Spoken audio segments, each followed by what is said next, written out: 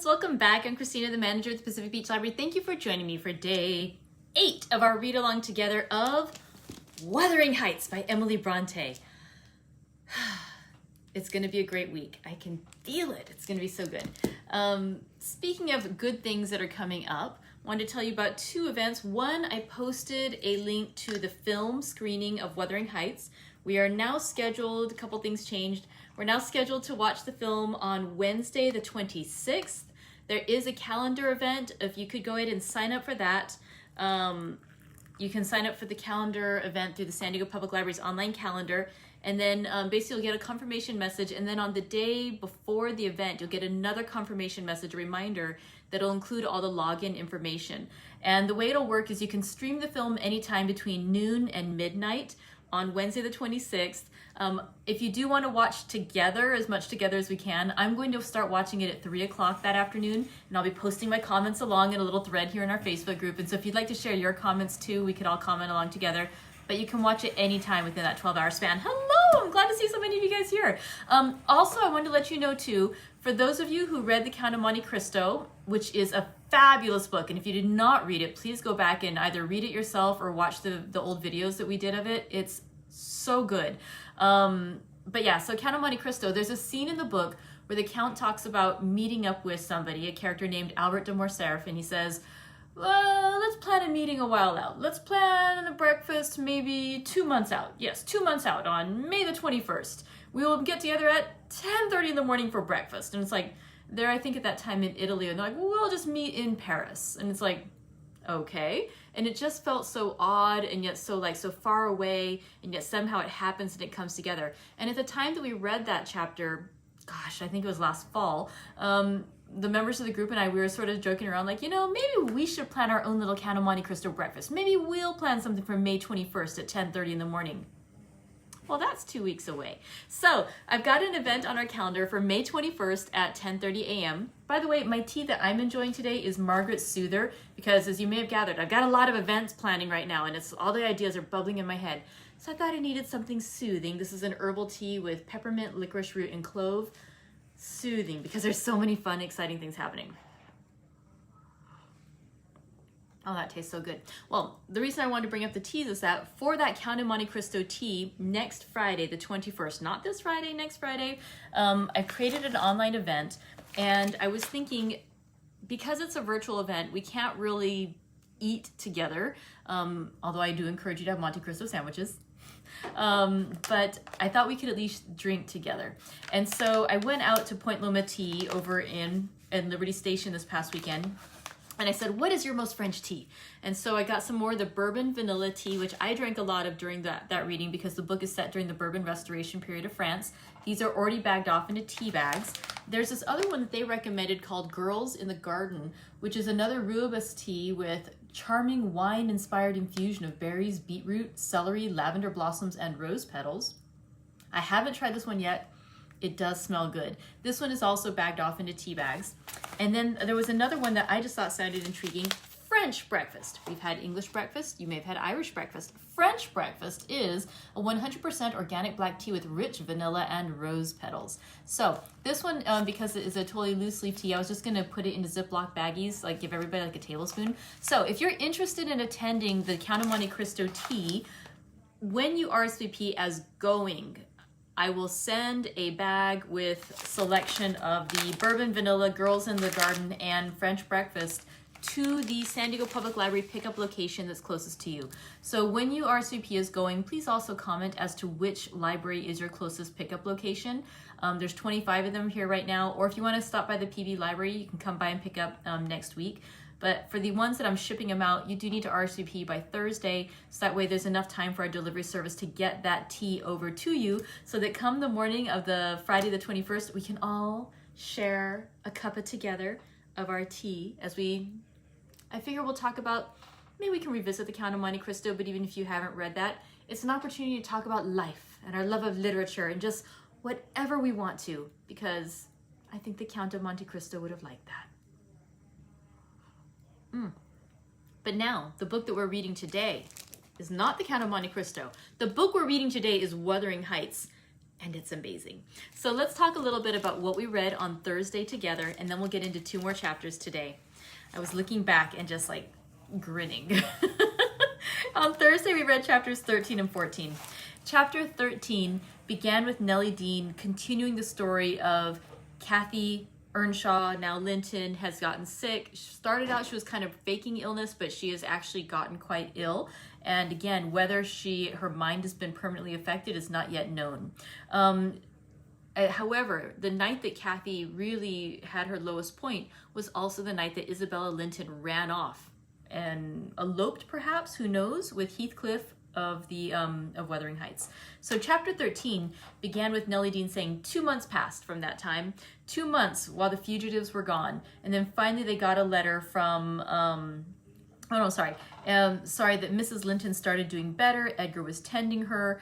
The doctor was saying that it seemed almost like Edgar was sacrificing his own health in the effort to save Cathy, and that he kind of didn't know if it would even be worth it because Cathy's mind might have been permanently affected by her illness, by her brain fever. And but Edgar didn't care. He loved his wife so much. He wanted to help her get better, and so he was nursing her. Cathy is weak when she starts recovering. She is not doing well, but 2 months afterwards, they hear finally from Isabella Linton, now Isabella Heathcliff. She reveals that she and Heathcliff were wed, and that she has returned to the area. She is living out Wuthering Heights with her husband.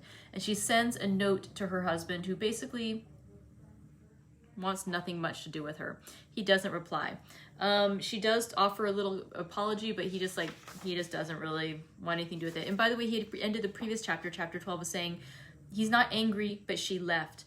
Hereafter she's my sister in name only, because I did not disown her, but she has disowned me by running off with Heathcliff the way she did. So Isabella, after she writes to her brother and doesn't get any response, she writes a long letter to Nellie Dean, which she just happens to keep with her. And I'm not sure if it's like in her pocket while she's talking to Mr. Lockwood, or if she runs down and gets it, but she just happens to have it. And we get to read the entire text of the letter. Okay, so we get the text of the letter, and basically it says how she ran off with Heathcliff, and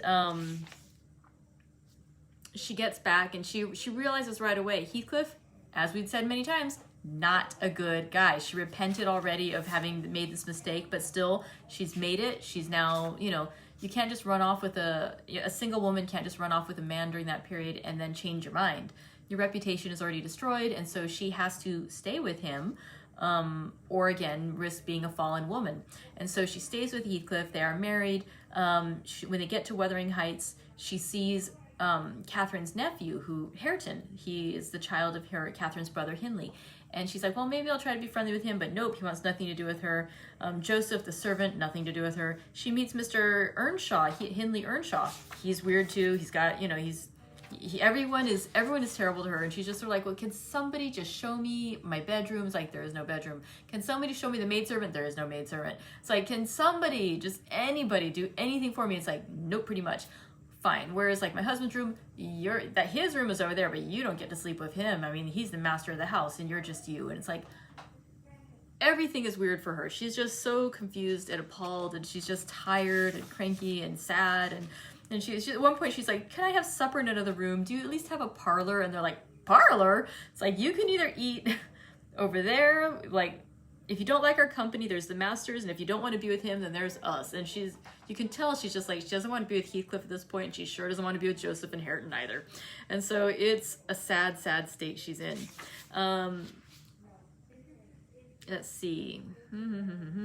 She recognizes the dog, the dog that they have. Throttler is the son of their old skulker, the dog that had bitten Cathy's ankle way back in the day, the one that had sort of united the Earnshaws and the Lintons together from that one night when Cathy and Heathcliff were spying in the windows of the Lintons. So like, let's blame it all on Skulker, why not? So yeah, she ends her letter basically by saying, I hate him. I'm wretched. I've been a fool. And don't tell anyone at home about this. And please, please, please come out and visit me. I need to see somebody I know. And so she begs Nellie Dean to come out and visit her. And she also says, please bring me like a missive, a note or something, a token from my brother.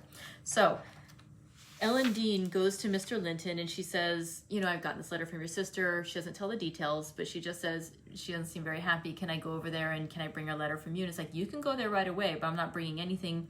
And he says, my communication with Heathcliff's family shall be as sparing as his with mine. It shall not exist. So his sister, he no longer sees as his sister, but as part of Mr. Heathcliff's family. And so Nellie Dean goes over there.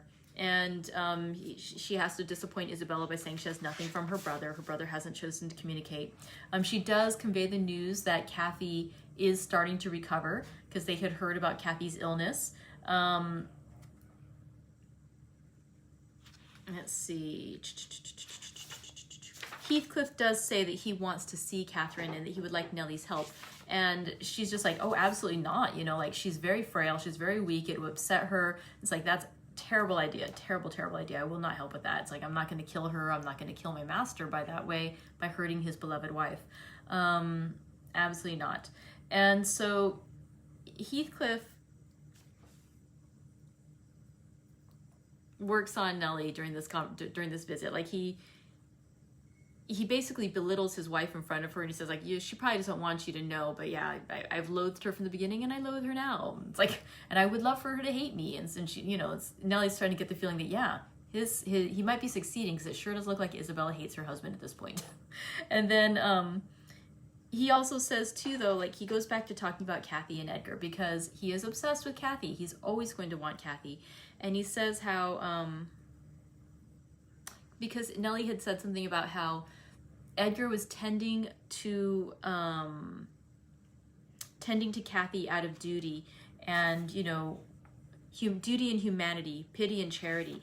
And he was saying that's not how he thinks of Cathy, how he could ever think of Cathy. That, you know, basically, without saying the words, he basically says how much he loves Cathy and that he would care for her just because he cares for her. And so, he says that, you know, Edgar Linton could not actually really love her the way he loves her. He says, if he loved her with all the powers of his puny being, he couldn't love as much in 80 years as I could in a day. And Catherine has a heart as deep as I have. The sea could as readily be contained in a horse trough as her affection monopolized by him. And what's so odd about this scene too is that he's saying this to his friend / former housekeeper in front of his wife, who is the sibling, of the man that he's talking about, and saying that, you know, he's not really loved by his wife. And Isabella's like, Catherine and Edgar are very fond of each other, too, as fond as anyone could be. And he's like, yeah, sort of like how your brother was fond of you, and now look how he leaves you here with me. And it's just like, ooh, painful. She's like, he's not aware of what I suffer. I didn't tell him. He's like, yeah, he should know, though, because really, anyone with Heathcliff, he knows they must be suffering. So, Mr. Heathcliff eventually sends Isabella back upstairs after, by the way, saying to Nellie Dean that Isabella's free to leave at any time. But then she sort of says, you know, he says those words, but I tried, and he's a fiend and a monster and not a human. And, you know, she made the attempt but dare not repeat it. So something happened. We don't know quite what. And that, you know, she hates him. She would like to see him dead. And he's like, fine, just get upstairs. I need to talk with Nellie Dean. And so finally, he talks to Nellie again and he says, basically, enough of this nonsense, enough of the games. I need to see Catherine. And it's like, I can't let you see Cathy. I can't help you see Cathy. And he basically tells her that he has to see her, that maybe she doesn't talk about him because who can she talk to? She already knows that Nellie Dean was sort of spying for Edgar Linton before. She knows that Edgar hates Heathcliff. She knows that all of them hate Heathcliff, and yet she still loves him despite it. Even though Catherine herself knows that Heathcliff is reprehensible, it doesn't matter. She loves him. She loves him as she loves herself, is how she described it to Nellie herself. And so he says that, you know, he needs to see her, or at least to let her know that he wants to see her, and she can make the decision. So he begs for Nellie's help, and finally, Nellie agrees that she will bring a letter from Heathcliff to the mistress, and she will let Catherine know that Heathcliff wants to see her, and if Cathy wants to see Heathcliff, she will let Heathcliff know when Edgar Linton is gone. She won't directly bring him in. She doesn't want to have anything to do with it, but she's gonna smooth the way. So there you go, Nellie Dean meddling again, making our story keep going. Woo. She says, too, she thinks she may have done wrong on here, but she did it anyway. Then the story gets interrupted because she says, oh, but here's Kenneth. So the doctor has arrived to see Mr. Lockwood. And so she goes on down. And while she goes to leave to see the doctor to bring him up to see Mr. Lockwood, Mr. Lockwood interjects with something a little out of left field, a little something different, where he just says, I'll extract wholesome medicines from Mrs. Dean's bitter herbs. And firstly, let me beware of the fascination that lurks in Catherine Heathcliff's brilliant eyes. I should be in a curious taking if I surrendered my heart to that young person and the daughter turned out a second edition of the mother. So now we find out too that Lockwood has been thinking thoughts, tender thoughts perhaps, in this time that's elapsed since his visit to Wuthering Heights about young Mrs. Heathcliff, the widow of Heathcliff's son, the daughter of Cathy. So just these little hints, these little bombshells get dropped out of nowhere. Okay, today I have a relatively short reading, which is good because I talked a lot. Let's go into chapter 15 and 16 of Wuthering Heights by Emily Brontë. Let's get started with chapter 15. Another week over, and I am so many days nearer health and spring. I have now heard all my neighbors' history at different sittings, as the housekeeper could spare time from more important occupations. I'll continue it in her own words, only a little condensed. She is on the whole a very fair narrator, and I don't think I could improve her style. In the evening, she said, the evening of my visit to the Heights, I knew, as well as if I saw him, that Mr. Heathcliff was about the place, and I shunned going out, because I still carried his letter in my pocket and didn't want to be threatened or teased any more. I had made up my mind not to give it till the master went somewhere, as I could not guess how its receipt would affect Catherine. The consequence was that it did not reach her before the lapse of 3 days. The 4th was Sunday, and I brought it into her room after the family were gone to church. There was a man-servant left to keep the house with me, and we generally made a practice of locking the doors during the hours of service. But on that occasion, the weather was so warm and pleasant that I set them wide open, and, to fulfill my engagement, as I knew who would be coming, I told my companion that the mistress wished very much for some oranges, and he must run over to the village and get a few, to be paid for on the morrow. He departed, and I went upstairs. Mrs. Linton sat in a loose white dress, with a light shawl over her shoulders, in the recess of the open window, as usual.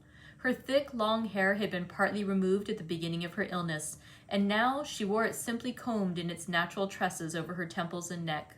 Her appearance was altered, as I had told Heathcliff, but when she was calm, there seemed unearthly beauty in the change. The flash of her eyes had been succeeded by a dreamy and melancholy softness. They no longer gave the impression of looking at the objects around her. They appeared always to gaze beyond, and far beyond. You would have said out of this world. Then the paleness of her face, its haggard aspect having vanished as she recovered flesh, and the peculiar expression arising from her mental state, though painfully suggestive of their causes, added to the touching interest which she awakened. And, invariably to me, I know, and to any person who saw her, I should think, refuted more tangible proofs of convalescence, and stamped her as one doomed to decay. A book lay spread on the sill before her, and the scarcely perceptible wind fluttered its leaves at intervals. I believe Linton had laid it there, for she never endeavored to divert herself with reading or occupation of any kind, and he would spend many an hour in trying to entice her attention to some object which had formerly been her amusement. She was conscious of his aim, and in her better moods endured his efforts placidly, only showing their uselessness by now and then suppressing a wearied sigh, and checking him at last with the saddest of smiles and kisses. At other times, she would turn petulantly away and hide her face in her hands, or even push him off angrily, and then he took care to let her alone, for he was certain of doing no good. Gimmerton chapel bells were still ringing, and the full, mellow flow of the beck in the valley came soothingly on the ear. It was a sweet substitute for the yet absent murmur of the summer foliage, which drowned that music about the grange when the trees were in leaf. At Wuthering Heights it always sounded on quiet days following a great thaw or a season of steady rain. And of Wuthering Heights Catherine was thinking as she listened. That is, if she thought or listened at all. but she had the vague, distant look I mentioned before, which expressed no recognition of material things either by ear or eye.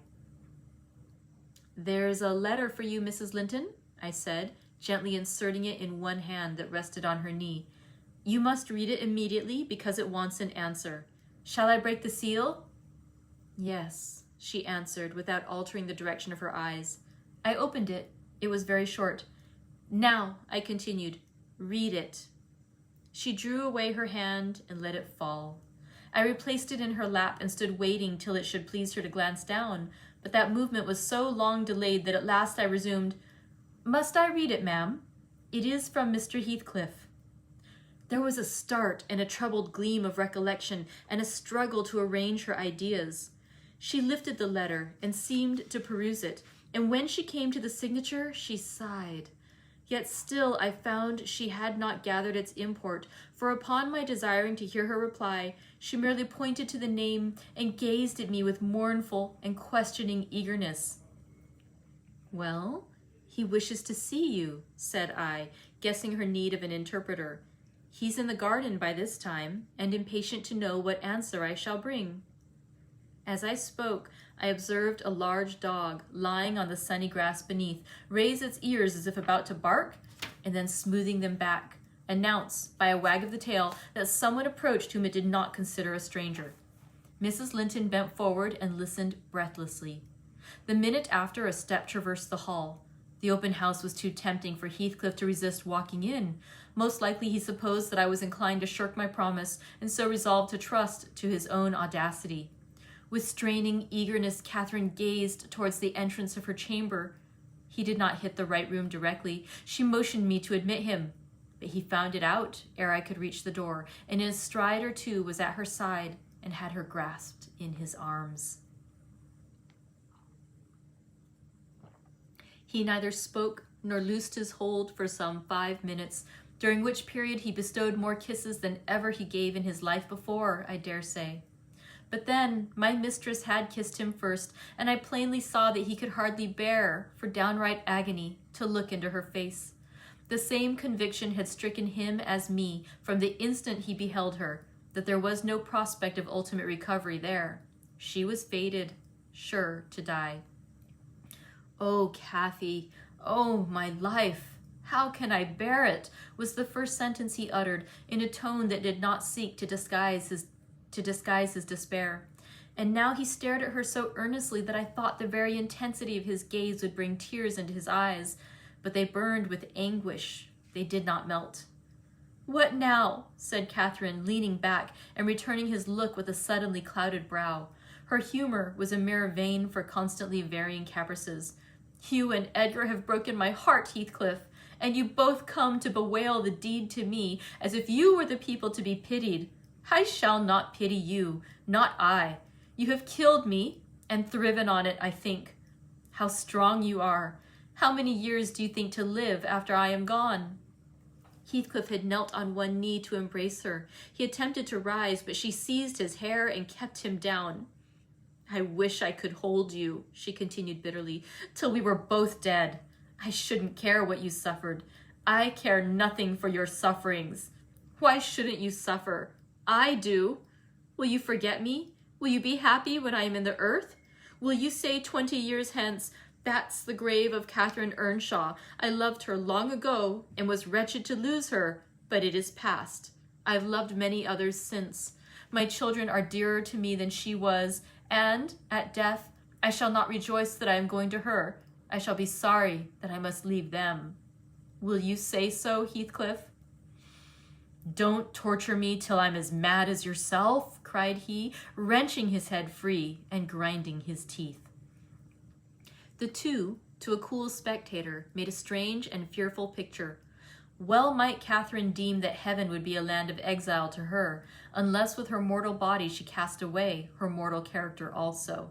Her present countenance had a wild vindictiveness in its white cheek, and a bloodless lip and scintillating eye, and she retained in her closed fingers a portion of the locks she had been grasping.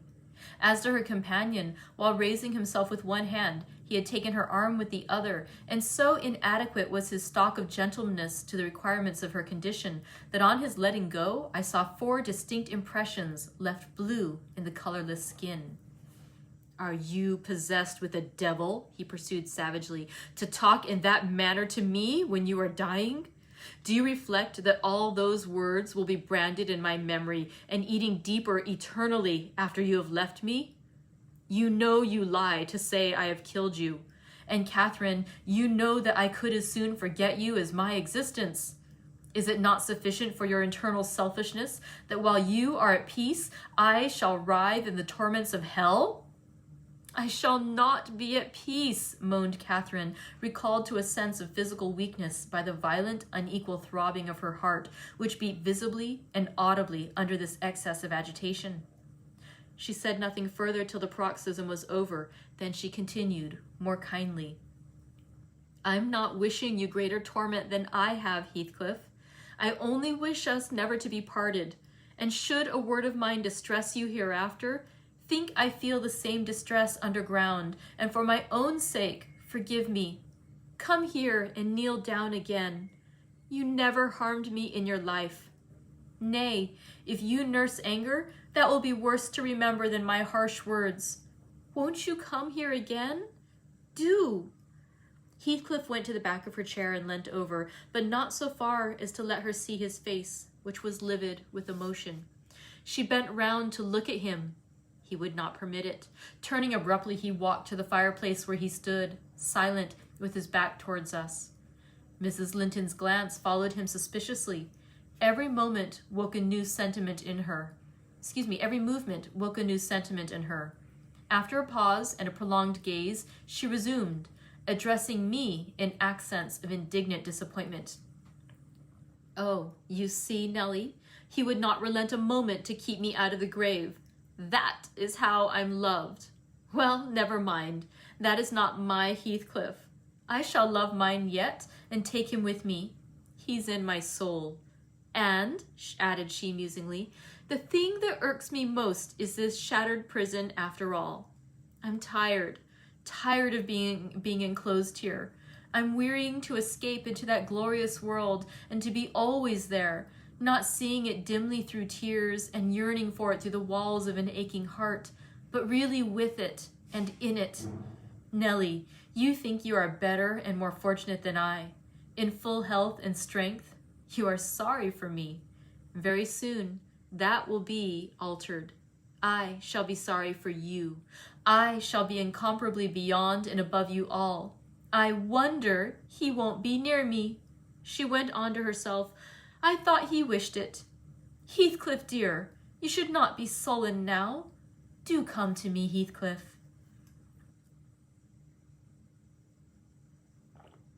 In her eagerness, she rose and supported herself on the arm of the chair. At that earnest appeal, he turned to her, looking absolutely desperate. His eyes, wide and wet at last, flashed fiercely on her. His breast heaved convulsively. An instant they held asunder, and then how they met I hardly saw, but Catherine made a spring, and he caught her, and they were locked in an embrace from which I thought my mistress would never be released alive. In fact, to my eyes, she seemed directly insensible. He flung himself into the nearest seat, and on my approaching hurriedly to ascertain if she had fainted, he gnashed at me and foamed like a mad dog and gathered her to him with greedy jealousy. I did not feel as if I were in the company of a creature of my own species. It appeared that he would not understand, though I spoke to him. So I stood off and held my tongue in great perplexity. A movement of Catherine's relieved me a little presently. She put up her hand to clasp his neck and bring her cheek to his as he held her, while he, in return, covered her with frantic caresses, said wildly, "You teach me how cruel you've been, cruel and false. Why did you despise me? Why did you betray your own heart, Cathy? I have not one word of comfort. You deserve this. You have killed yourself. Yes, you may kiss me and cry and wring out my kisses and tears. They'll blight you. They'll damn you. You loved me? Then what right had you to leave me? What right? Answer me. For the poor fancy you felt for Linton? Because misery and degradation and death and nothing that God or Satan could inflict would have parted us. You, of your own will, did it. I have not broken your heart. You have broken it, and in breaking it, you have broken mine. So much the worse for me that I am strong. Do I want to live? What kind of living will it be when you... Oh God, would you like to live with your soul in the grave? Let me alone. Let me alone, sobbed Catherine. If I have done wrong, I'm dying for it. It is enough. You left me too, but I won't upbraid you. I forgive you. Forgive me. It is hard to forgive and to look at those eyes and feel those wasted hands, he answered. Kiss me again and don't let me see your eyes. I forgive what you have done to me. I love my murderer, but yours? How can I? They were silent, their faces hid against each other and washed by each other's tears. At least, I suppose the weeping was on both sides, as it seemed Heathcliff could weep on a great occasion like this. I grew very uncomfortable. Meanwhile, for the afternoon wore fast away. The man whom I had sent off returned with his errand, and I could distinguish, by the shine of the westering sun up the valley, a concourse thickening outside Gimmerton Chapel porch. Service is over, I announced. My master will be here in half an hour. Heathcliff groaned a curse and strained Catherine closer. She never moved. Ere long, I perceived a group of the servants passing up the road towards the kitchen wing. Mr. Linton was not far behind. He opened the gate himself and sauntered slowly up, probably enjoying the lovely afternoon that breathed as soft as summer. Now he is here, I exclaimed. For heaven's sake, hurry down. You'll not meet anyone on the front stairs. Do be quick, and stay among the trees till he is fairly in. I must go, Cathy, said Heathcliff, seeking to extricate himself from his companion's arms. But, if I live, I'll see you again before you are asleep. I won't stray 5 yards from your window. You must not go, she answered, holding him as firmly as her strength allowed. You shall not, I tell you. For 1 hour, he pleaded earnestly. Not for 1 minute, she replied. I must. Linton will be up immediately, persisted the alarmed intruder. He would have risen and unfixed her fingers by the act. She clung fast, gasping. There was mad resolution in her face. No, she shrieked. Oh, don't go. It is the last time. Edgar will not hurt us. Heathcliff, I shall die. I shall die. Damn the fool. There he is, cried Heathcliff, sinking back into his seat. Hush, my darling. Hush, hush, Catherine. I'll stay. If he shot me so, I'd expire with a blessing on my lips. And there they were, fast again. I heard my master mounting the stairs. The cold sweat ran from my forehead. I was horrified. Are you going to listen to her ravings? I said passionately. She does not know what she says. Will you ruin her because she has not wit to help herself? Get up! You could be free instantly. That is the most diabolical deed that ever you did. We are all done for. Master, mistress, and servant. I wrung my hands and cried out, and Mr. Linton hastened his step at the noise. In the midst of my agitation, I was sincerely glad to observe that Catherine's arms had fallen relaxed and her head hung down. She's fainted, or dead, I thought. So much the better. Far better that she should be dead than lingering a burden and a misery maker to all around her, all about her. Edgar sprang to his unbidden guest, blanched with astonishment and rage. What he meant to do I cannot tell. However, the other stopped all demonstrations at once by placing the lifeless-looking form in his arms. Look there, he said. Unless you be a fiend, help her first, then you shall speak to me. He walked into the parlor and sat down. Mr. Linton summoned me, and, with great difficulty, and after resorting to many means, we managed to restore her to sensation. But she was all bewildered. She sighed and moaned and knew nobody. Edgar, in his anxiety for her, forgot her hated friend. I did not. I went at the earliest opportunity and besought him to depart, affirming that Catherine was better, and he should hear from me in the morning how she passed the night. I shall not refuse to go out of doors, he answered, but I shall stay in the garden. And Nellie, mind you keep your word tomorrow. I shall be under those large trees. Mind, or I pay another visit, whether Linton be in or not." He sent a rapid glance through the half-open door of the chamber, and, ascertaining that what I stated was apparently true, delivered the house of his luckless presence. And now chapter 16. About 12 o'clock that night was born the Catherine you saw at Wuthering Heights, a puny 7 months child, and 2 hours after the mother died, having never recovered sufficient consciousness to miss Heathcliff or know Edgar. The latter's distraction at his bereavement is a subject too painful to be dwelt on.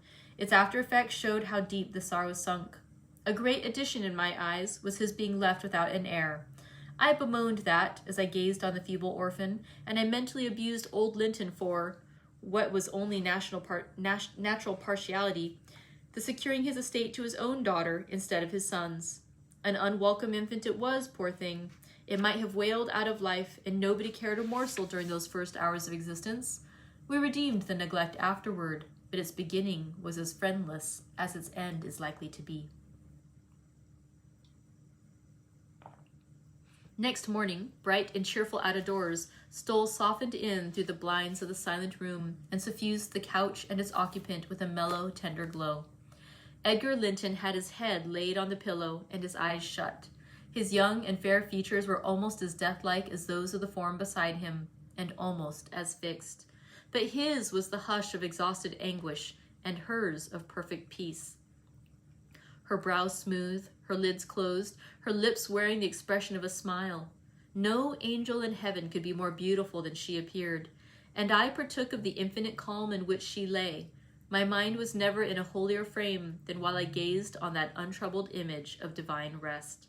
I instinctively echoed the words she had uttered a few hours before, "Incomparably beyond and above us all, whether still on earth or now in heaven, her spirit is at home with God." I don't know if it be a peculiarity in me, but I am seldom otherwise than happy while watching in the chamber of death, should no frenzied or despairing mourner share the duty with me. I see a repose that neither earth nor hell can break, and I feel an assurance of the endless and shadowless hereafter, the eternity they have entered, where life is boundless in its duration, and love in its sympathy, and joy in its fullness. I noticed on that occasion how much selfishness there is even in a love like Mr. Linton's, when he so regretted Catherine's blessed release. To be sure, one might have doubted, after the wayward and impatient existence she had led, whether she merited a haven of peace at last. One might doubt in seasons of cold reflection, but not then, in the presence of her corpse. It asserted its own tranquility, which seemed a pledge of equal quiet to its former inhabitant. Do you believe such people are happy in the other world, sir? I'd give a great deal to know. I declined answering Mrs. Dean's question, which struck me as something heterodox. She proceeded, "Retracing the course of Catherine Linton, I fear we have no right to think she is, but we'll leave her with her Maker." The master looked asleep, and I ventured soon after sunrise to quit the room and steal out to the pure, refreshing air. The servants thought me gone to shake off the drowsiness of my protracted watch. In reality, my chief motive was seeing Mr. Heathcliff. If he had remained among the larches all night, he would have heard nothing of the stir at the Grange, unless perhaps he might catch the gallop of the messenger going to Gimmerton. If he had come nearer, he would probably be aware, from the lights flitting to and fro, and the opening and shutting of the outer doors, that all was not right within. I wished, yet feared, to find him. I felt that terrible news must be told, and I longed to get it over, but how to do it I did not know. He was there, at least a few yards further in the park, leant against an old ash tree, his hat off, and his hair soaked with the dew that had gathered on the budded branches and fell pattering round him. He had been standing a long time in that position, for I saw a pair of owls passing and repassing scarcely 3 feet from him, busy in building their nest and regarding his proximity no more than that of a piece of timber. They flew off at my approach, and he raised his eyes and spoke. "She's dead," he said. "I've not waited for you to learn that. Put your handkerchief away. Don't snivel before me. Damn you all. She wants none of your tears." I was weeping as much for him as her. We do sometimes pity creatures that have none of the feeling either for themselves or others. and when I first looked into his face, I perceived that he had got intelligence of the catastrophe, and a foolish notion struck me that his heart was quelled and he prayed, because his lips moved and his gaze was bent on the ground. "Yes, she's dead," I answered, checking my sobs and drying my cheeks. "Gone to heaven, I hope, where we may, every one, join her, if we take due warning and leave our evil ways to follow good." "Did she take due warning then?" asked Heathcliff, attempting a sneer. "Did she die like a saint? Come, give me a true history of the event. How did—" He endeavored to pronounce the name, but could not manage it, and compressing his mouth, he held a silent combat with his inward agony, defying, meanwhile, my sympathy with an unflinching, ferocious stare. "How did she die?" he resumed at last, fain, notwithstanding his heartitude, to have a support behind him, for after the struggle he trembled, in spite of his self, to his very finger ends. "Poor wretch," I thought, "you have a heart and nerves the same as your brother men. Why should you be anxious to conceal them? Your pride cannot blind God. You tempt him to wring them till he forces a cry of humiliation." Quietly as a lamb, I answered aloud. She drew a sigh and stretched herself, like a child reviving and sinking again to sleep, and 5 minutes after I felt one little pulse at her heart, and nothing more. "And did she ever mention me?" he asked, hesitating, as if he dreaded the answer to his question would introduce details that he could not bear to hear. "Her senses never returned. She recognized nobody from the time you left her," I said. She lies with a sweet smile on her face, and her latest ideas wandered back to pleasant early days. Her life closed in a gentle dream. May she wake as kindly in the other world." "May she wake in torment!" he cried with frightful vehemence, stamping his foot and groaning in a sudden paroxysm of ungovernable passion. "Why, she's a liar to the end. Where is she? Not there? Not in heaven? Not perished? Where? Oh, you said you cared nothing for my sufferings, and I pray one prayer. I repeat it till my tongue stiffens. Catherine Earnshaw, may you not rest as long as I am living. You said I killed you? Haunt me then. The murdered do haunt their murderers, I believe. I know that ghosts have wandered on earth. Be with me always. Take any form. Drive me mad. Only do not leave me in this abyss where I cannot find you. Oh God, it is unutterable. I cannot live without my life. I cannot live without my soul." He dashed his head against the knotted trunk and lifting up his eyes howled, not like a man, but like a savage beast getting goaded to death with knives and spears. I observed several splashes of blood about the bark of the tree, and his hand and forehead were both stained. Probably the scene I witnessed was a repetition of others acted during the night. It hardly moved my compassion. It appalled me. Still, I felt reluctant to quit him so. But the moment he recollected himself enough to notice me watching, he thundered a command for me to go, and I obeyed. He was beyond my skill to quiet or console. Mrs. Linton's funeral was appointed to take place on the Friday following her decease. Until then, her coffin remained uncovered and strewn with flowers and scented leaves in the great drawing room. Linton spent his days and nights there, a sleepless guardian, and, a circumstance concealed from all but me, Heathcliff spent his nights at least outside, equally a stranger to repose. I held no communication with him, still I was conscious of his design to enter if he could, and on the Tuesday, a little after dark, when my master, from sheer fatigue, had been compelled to retire a couple of hours, I went and opened one of the windows, moved by his perseverance to give him a chance of bestowing on the fading image of his idol one final adieu. He did not omit to avail himself of the opportunity, cautiously and briefly, too cautiously to betray his presence by the slightest noise. Indeed, I shouldn't have discovered that he had been there except for the disarrangement of the drapery about the corpse's face, and for observing on the floor a curl of light hair, fastened with a silver thread, which, on examination, I ascertained to have been taken from a locket hung round Catherine's neck. Heathcliff had opened the trinket and cast out its contents, replacing them by a black lock of his own. I twisted the two and enclosed them together. Mr. Earnshaw was, of course, invited to attend the remains of his sister to the grave, and he sent no excuse, but he never came. So that, besides her husband, the mourners were wholly composed of tenants and servants. Isabella was not asked. The place of Catherine's interment, the case of Catherine's interment, to the surprise of the villagers, was neither in the chapel under the carved monument of the Lintons, nor yet by the tombs of her own relations outside. It was dug on a green slope in the corner of the kirkyard, where the wall is so low that heath and bilberry plants have climbed over it from the moor, and peat mold almost buries it. Her husband lies in the same spot now, and they have each a simple headstone above, and a plain gray block at their feet to mark the graves.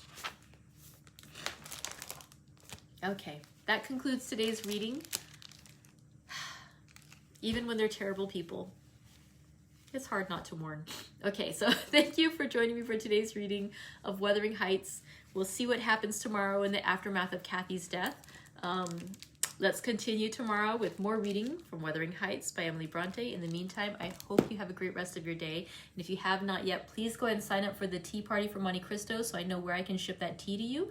And also, if you're interested in watching the film of Wuthering Heights, if you want to see James Bond, Timothy Dalton playing Heathcliff, sign up for that now too. All right, take care, friends.